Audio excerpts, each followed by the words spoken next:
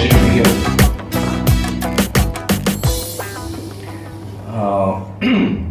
Thank you for your kind words, Mr. Rai. And I'm glad you reminded me of the topic, because actually I had no idea I was supposed to speak on the topic. And I was told in the car drive over here that the topic I'm supposed to speak on is the idea that people have about police and policing, and what do they expect from police and policing. So I'm a little taken aback that I have to suddenly speak on this topic.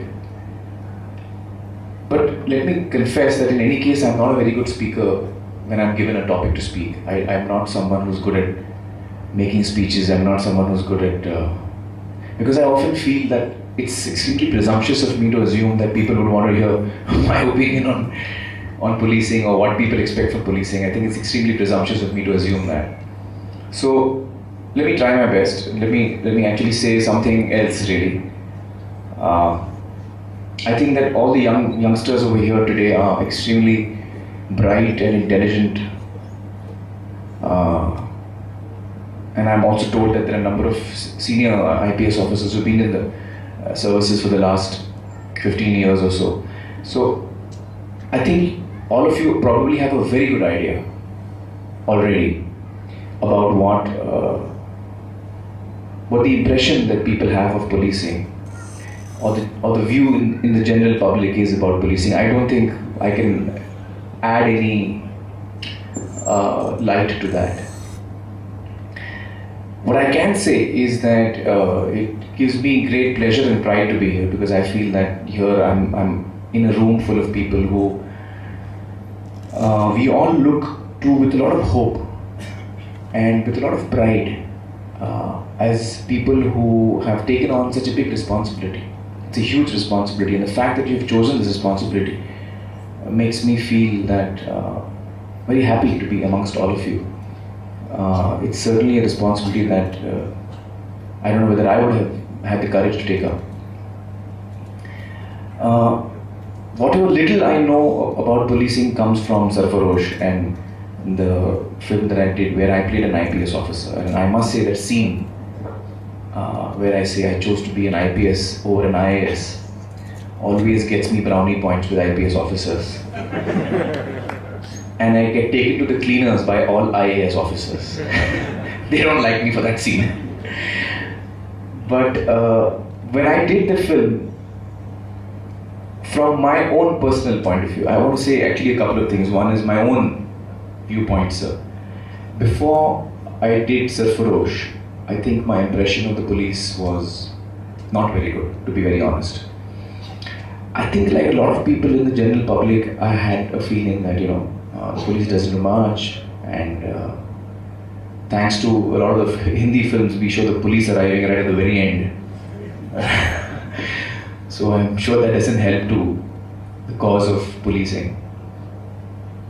So I think I had that kind of impression, which was not very positive. But when I actually did research on Sarfarosh, and I met a lot of IPS officers, and I met a lot of police field officers and inspectors, and even havaldars and constables, that's when I realized what actually policing is all about. But I was, I think, one of the few privileged people who got that inside view because I was trying to research that topic.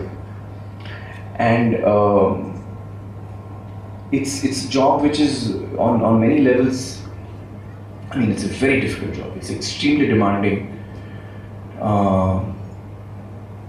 And you don't get a thank you from anyone. Most of the time you don't get a thank you, because when you're doing your job and you're doing it well, nobody knows about it.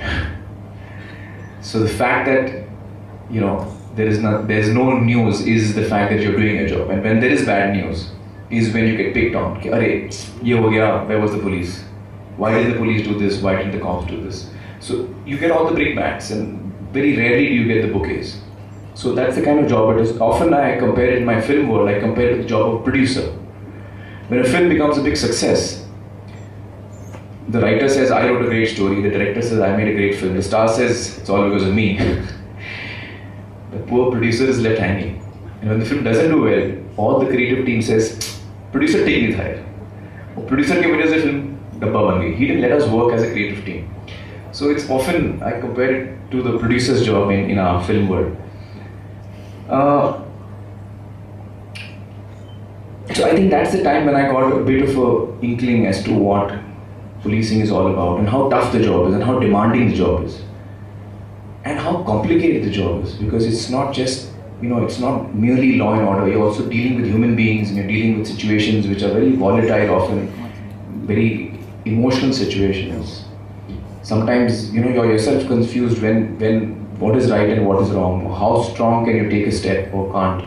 So these are all very delicate situations which from the outside people often don't understand how delicate a position you are in when you're faced with a situation.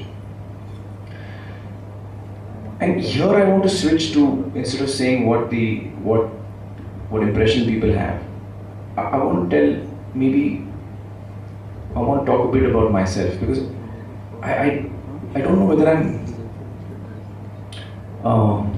equipped to speak about the police, but I think I'm equipped to speak a little bit about myself, since, as Sir pointed out, I'm 47 and I know myself for the last 47 years. So I'll try and speak a little about myself, because I think that's the best I can do, and maybe from that. So what I try to do in my own life is I do what makes me happy, and that's the thing I follow. And when I say happy, I mean from inside. जो हम बोलते हैं ना, मन, आपका मन क्या सोच रहा है. So I try and do what my heart says and what makes me happy, and that's what is the guiding force for me. And often it is a very illogical decision. Perhaps all the decisions in my life have been extremely illogical and extremely impractical.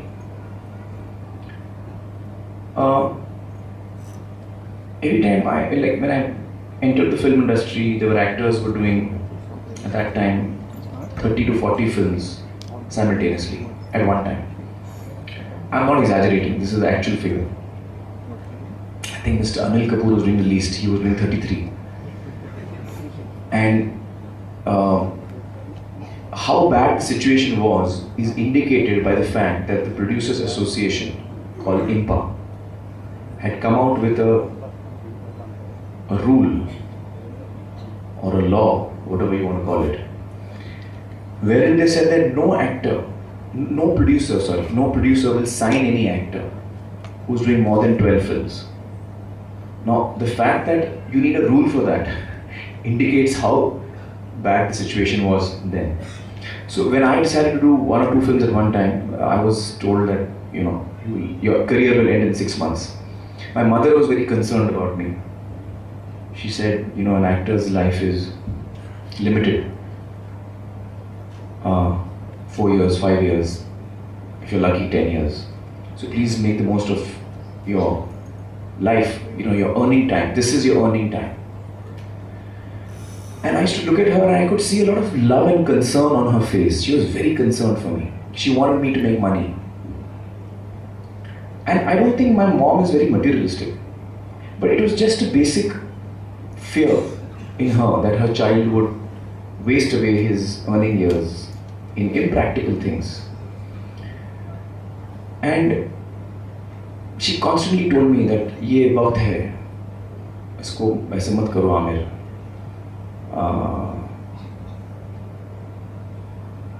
And I used to see that she loves me a lot and saying this with a lot of care, but I could never agree with her. So I never followed her, much to her dismay.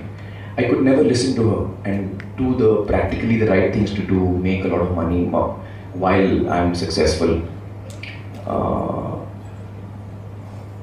And so I took the decisions that excited me, and the decisions that I believed in, some of them professional, some of them even ethical or moral, when I felt that I should not be doing this.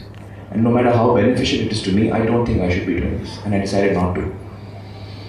So those are the decisions that I have lived by. I have lived by my own understanding of what I feel I should be doing or should not be doing. And what I can say at the end of almost 25 years of being